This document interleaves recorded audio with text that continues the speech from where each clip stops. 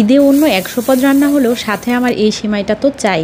এই সেমাইটা আমি আর আমার পরিবারের সবারই খুব বেশি পছন্দ আর অনেক বেশি মজা হয় কিন্তু এই সেমাইটা। তবে রান্না করা একদম সহজ মনে হলেও এটা কিন্তু হালকা একটু ট্রিকি আছে। অনুপাতটা সঠিকভাবে না জেনে রান্না করলে কিন্তু এই সেমাইটা খুব বেশি একটা ভালো হয় না। একদম নতুন রাঁধুনিদের জন্য টুকিটাকি সব টিপস সহ আজকের ভিডিওটা শেয়ার করছি। ইনশাআল্লাহ সবার অনেক বেশি ভালো লাগবে। ভিডিও ভালো লাগলে একটা শেয়ার দিয়ে দিবেন। এখানে আমি 1.5 লিটার দুধের মধ্যে প্রায় 1 কাপ চিনি দিয়ে জাল করছি আর সাথে দিয়েছি কয়েকটা দারচিনি আর এলাচ। 1.5 লিটার দুধের মধ্যে ম্যাক্সিমাম 1 কাপ সেমাই দেওয়া যাবে আর 1 কাপ সেমাইয়ের মধ্যে মিষ্টির জন্য চিনি দিতে হবে। মিষ্টি বেশি পছন্দ করলে 1 কাপের চাইতে একটু বেশি, আর মিষ্টি যদি একটু কম পছন্দ করেন আমার মতো তাহলে 1 কাপের চাইতে একটু কম। আরেকটা টিপস হচ্ছে এই সেমাইটা অবশ্যই খুব বেশি পাতলা করে রান্না করতে হয়। এখন চুলার আঁচটা মিডিয়ামে রেখে এই দুধটাকে অনেকক্ষণ সময় ধরে একটু জাল করে প্রায় 1/2 লিটারের মতো কমিয়ে নেব। চুলায় দুধটা বসিয়ে রেখে এখানে আমি একটু বাদাম গরম পানিতে ভিজিয়ে নিচ্ছি। এই বাদামটা সেমাইতে দিলে সেমাইয়ের স্বাদ অনেক বেড়ে যায়।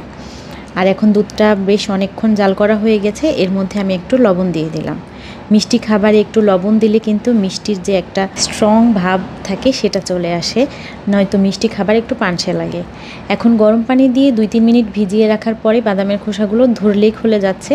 এগুলোকে এখন একটু খোসা ছাড়িয়ে নিলাম। আর এর ফাঁকে ফাঁকে দুধটাকে একটু নেড়ে দিচ্ছি, দুধের মধ্যে যেন একটু সর হয় সেটারও সুযোগ দিচ্ছি। আবার একটু পরপর নেড়ে দিচ্ছি যাতে করে একদম তলানিতে লেগে পুড়ে না যায়। এখন দুধটা 1/2 লিটারের মতো কমে যাওয়ার পর পাশের চুলায় একটা প্যান গরম করে তার মধ্যে আমি 2 টেবিল চামচের মতো ঘি দিয়ে তারপরে কিছু বাদাম যেগুলো খোসা ছাড়িয়ে রেখেছিলাম আর দিলাম কিছু কিশমিশ। সাথে সাথে দিলাম হচ্ছে চিকন যে লম্বা ভার্মিচিলি সেমাইটা আছে ওই সেমাইটা। সেমাই এখানে 1 কাপ পরিমাপ আছে আর সেমাইগুলোকে খুব ছোট ছোট টুকরো করে ভেঙে দিয়েছি যাতে করে রান্নার পরে অনেক বেশি লম্বা না হয়ে যায়।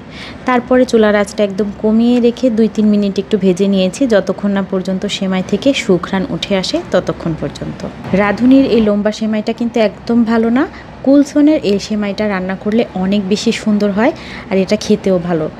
চুলায় সেমাই দুধের মধ্যে দেওয়ার সাথে সাথে কিন্তু আমি চুলাটা অফ করে দিয়েছি। সেমাই ঢেলে দিয়ে মাত্র কয়েক সেকেন্ড রেখেছি, 1-2টা বলক আসার পরই চুলাটা অফ করে এর মধ্যে আমি আরও কিছু কাঁচা বাদাম দিয়ে দিলাম। কাঁচা বাদাম আমার কাছে সেমাইয়ের মধ্যে বেশি ভালো লাগে। আর একদম শেষ পর্যায়ে এখন আমি কিছু গুঁড়ো দুধ উপর থেকে ছিটিয়ে দিচ্ছি। গুঁড়ো দুধের ফ্লেভারটা আমার কাছে পরে দিলে অনেক বেশি মজা লাগে খেতে। এই সেমাইটা রান্না করা সহজ হলেও এটা পারফেক্ট করতে কিন্তু একটু ঝামেলা আছে। এটা রান্না করার পরে অনেক সময় দেখা যায় যে বেশ পাতলা নামিয়ে নিলেও রান্না করার পর একদম থকথকে ঘন হয়ে যায়।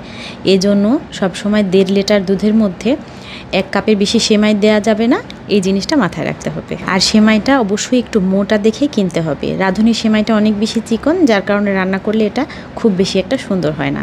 আশা করছি আমার আজকের এই ভিডিওটা আপনাদের কাছে ভালো লেগেছে। ভিডিও ভালো লাগলে লাইক, কমেন্ট, শেয়ারের পাশাপাশি আমার পেজটা ফলো দিয়ে দিবেন।